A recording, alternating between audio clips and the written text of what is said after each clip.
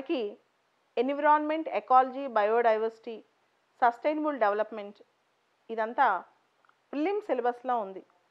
మెయిన్స్లో కూడా క్వశ్చన్స్ వస్తాయి కానీ అవి అనలిటికల్గా ఉంటాయి. ప్రిలిమ్స్లో ఎక్కువ క్వశ్చన్స్ ఎన్విరాన్మెంట్ సంబంధించి ఫ్యాక్చువల్గా ఉండే అవకాశం ఉంది. అండ్ మన ప్రిలిమ్స్లో ఇండియన్ ఫారెస్ట్ సర్వీస్ ప్రిలిమ్స్ కూడా కలిసి ఉంటుంది కాబట్టి ఎన్విరాన్మెంట్, ఫారెస్ట్రీ వీటి మీద క్వశ్చన్స్ ఎక్కువ వస్తాయన్నమాట. దీనికి సంబంధించి మనం అన్ని ప్రొవిజన్స్ చదువుకోవాలి. ఉదాహరణకి మన కాన్స్టిట్యూషన్ తీసుకుందాం. డైరెక్ట్గా మన కాన్స్టిట్యూషన్లో ఆర్టికల్ 48A అంటే డైరెక్ట్ ప్రిన్సిపల్స్లో protection of environment, forest and wildlife ఉంది.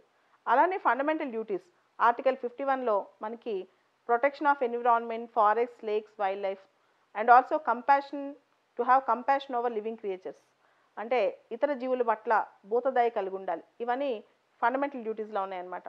అంటే మనకు ఒక డైరెక్టివ్ ప్రిన్సిపల్ ఉంది, మనకి ఫండమెంటల్ డ్యూటీలో ఉంది. దాంతోపాటు ఆర్టికల్ 21 ప్రొటెక్షన్ ఆఫ్ పర్సనల్ లిబర్టీలో protection from pollution free environment is also a fundamental right.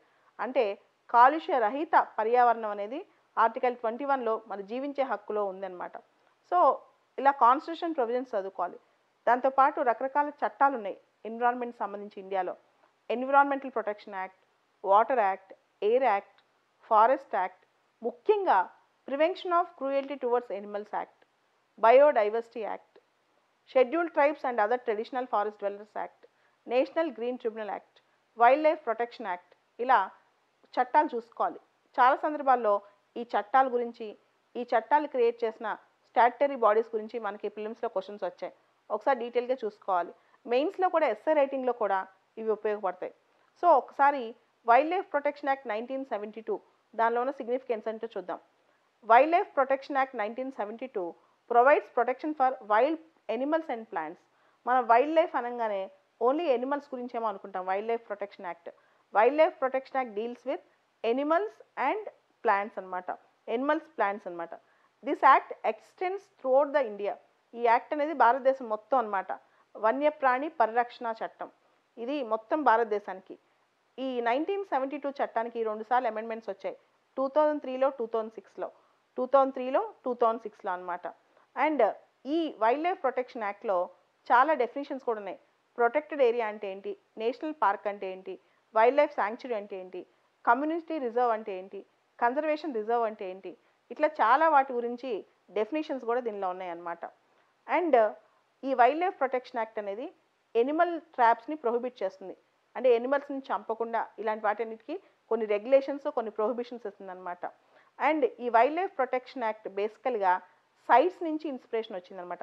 CITES sites అంటే convention on international trade on endangered species. CITES ఇది ఒక ఇంటర్నేషనల్ కన్వెన్షన్. దీని ద్వారా మనం ఇండియాలో ఈ చట్టం చేసుకున్నాం వైల్డ్ లైఫ్ ప్రొటెక్షన్ యాక్ట్ అని చెప్పి. అండ్ ఈ యాక్ట్లో, ఈ వైల్డ్ లైఫ్ ప్రొటెక్షన్ యాక్ట్లో national board for wild life కూడా కన్స్టిట్యూట్ చేశారు. National board for wild life ఇది కూడా important point. And wild life protection యాక్ట్లో 6 షెడ్యూల్స్ ఉన్నాయి, 6 schedules. First 5 schedules Animal species గురించి చెప్తుంటే 6th షెడ్యూల్ మాత్రం ప్లాంట్ స్పీషీస్ గురించి చెప్తుంది. మొత్తం వైల్డ్ లైఫ్ ప్రొటెక్షన్ యాక్ట్ 1972లో 6 షెడ్యూల్స్ ఉన్నాయి. మొదటి 5 షెడ్యూల్స్ ఎనిమల్ స్పీషీస్ గురించి మాట్లాడుతుంటే 6వ షెడ్యూల్ మాత్రం ప్లాంట్ స్పీషీస్ గురించి మాట్లాడుతుంది అనమాట. అండ్ ఫస్ట్ షెడ్యూల్ చాలా తక్కువ పాపులేషన్ ఉన్న ఎనిమల్స్ గురించి మాట్లాడుతుంది. ఆల్మోస్ట్ అవి ఇంకా ఎండేంజర్లో ఉంటాయన్నమాట. అండ్ ఫస్ట్ షెడ్యూల్ నుంచి 5th షెడ్యూల్ వరకు అంటే ఫస్ట్ షెడ్యూల్లో చాలా అంతరించిపోతుందేమో, ఎండేంజర్డ్గా ఉంది అని. సెకండ్ షెడ్యూల్లో కొంచెం బెటర్, థర్డ్ షెడ్యూల్ ఇంకొంచెం బెటర్. అట్లా ఒక్కొక్క షెడ్యూల్కి ఫస్ట్ షెడ్యూల్లో బాగా ఎక్స్టింక్ట్ అయిపోతున్నాయి, ఎండేంజర్డ్లో ఉన్నాయి ఇవన్నీ అని. అలా నెక్స్ట్ సెకండ్ షెడ్యూల్ ఇంకొంచెం తక్కువ, ఫస్ట్ షెడ్యూల్లో బాగా తక్కువ పాపులేషన్, సెకండ్ షెడ్యూల్లో ఫస్ట్ షెడ్యూల్ కన్నా బెటర్, థర్డ్ షెడ్యూల్లో సెకండ్ షెడ్యూల్ కన్నా బెటర్. ఇలా 1, 2, 3, 4, 5 షెడ్యూల్స్ ఉన్నాయన్నమాట. సో 5 షెడ్యూల్స్ ఎనిమల్స్ గురించి, 6th షెడ్యూల్ ఏమో ప్లాంట్స్ గురించి.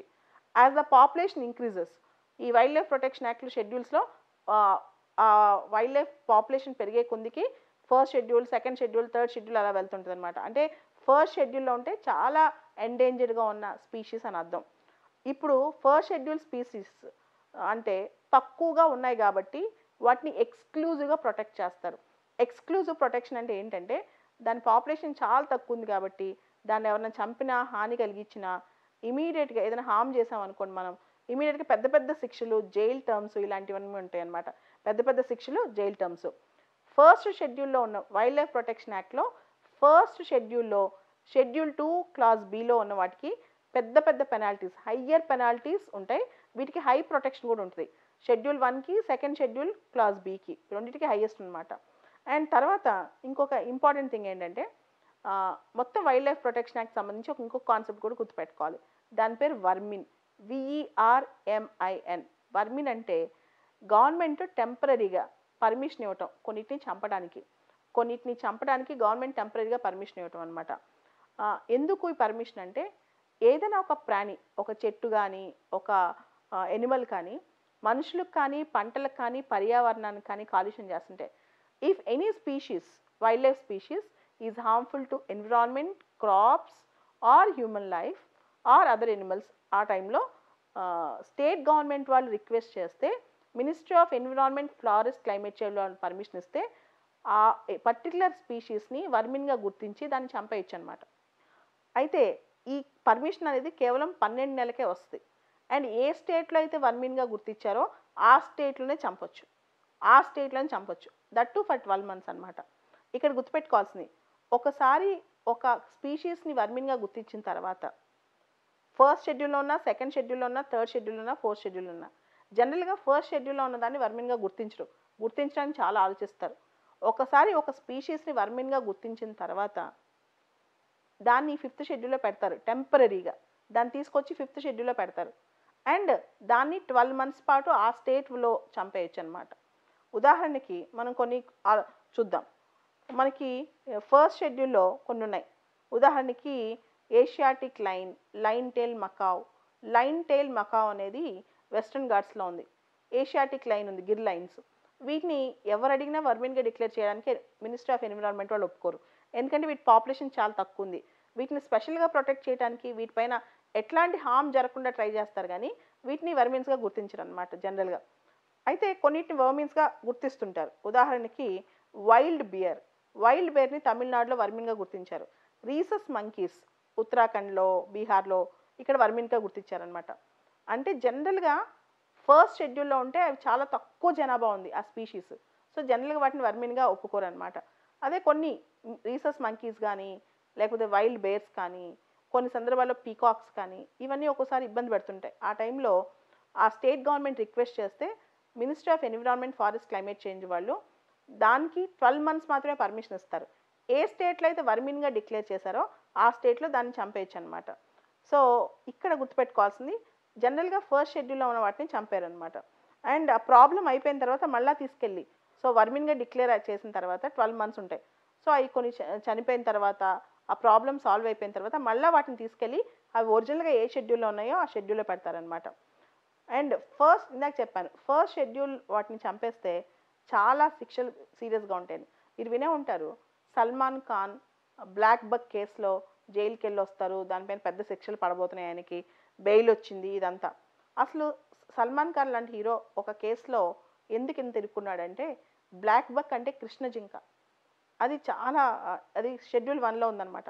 దాన్ని చంపేశాడు కాబట్టి తనకి అంత పెద్ద ట్రయల్, ఇంత గోల్ అనమాట. సో సల్మాన్ పైన ఎవరు కేసు పెట్టారంటే బిష్నోయ్ కమ్యూనిటీ అని. వాళ్ళు they are very attached towards environment అనమాట, చెట్లకి, వాటికి, వైల్డ్ లైఫ్కి. బిష్నోయ్ కమ్యూనిటీ, BISHNOI, ఈ కమ్యూనిటీ గురించి కూడా కొంచెం చదువుకోండి. అండ్ 6th షెడ్యూల్లోకి వెళ్తే it talks about plant species. 6th schedule plant species గురించి మాట్లాడుతుంది అనమాట. అయితే కొన్ని ప్లాంట్స్ని కూడా చంపేయచ్చు, కొన్ని ప్లాంట్స్ కూడా పర్మిషన్ ఇస్తారు తీసేయడానికి.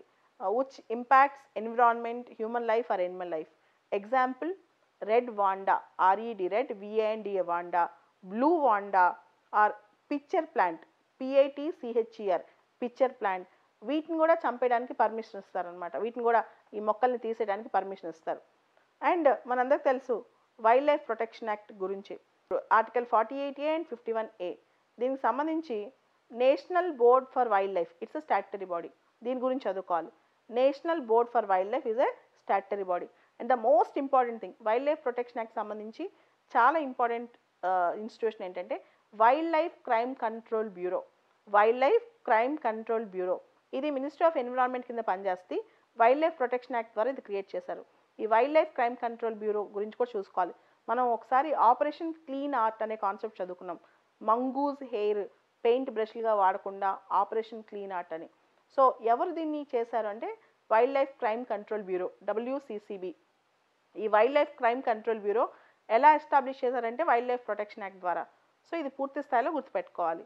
అదేవిధంగా మనం సెంట్రల్ జూ అథారిటీ అంటాం. ఈ జూ పార్క్స్ ఇవన్నీ పెట్టడానికి కూడా ఈ wild life protection act inspiration అనమాట. Wild life protection act provisions కిందే నేషనల్ టైగర్ కన్జర్వేషన్ అథారిటీ, మీరు వినే ఉంటారు టైగర్ టాస్క్ ఫోర్స్ గురించి, అది కూడా దీనిలోనే నేషనల్ టైగర్ కన్జర్వేషన్ అథారిటీ. అదేవిధంగా ఇందాక చెప్పాను national board for wildlife అనేది. National board for wildlife అనేది it's an advisory board to give advice to the central government on issues relating to the wildlife conservation. National wildlife advisory board ఇది కూడా చాలా important. Central గవర్నమెంట్కి wildlife కన్జర్వేషన్లో advises ఇస్తూ ఉంటుంది.